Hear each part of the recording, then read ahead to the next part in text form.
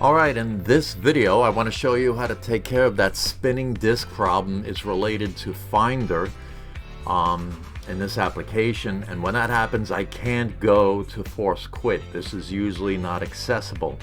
So the way around that is to go down to your menu on the bottom and click Activity Monitor.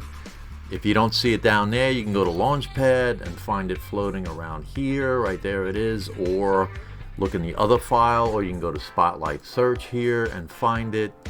Or you can go to Search up here and find it. Okay? Anyway, you launch it. You look,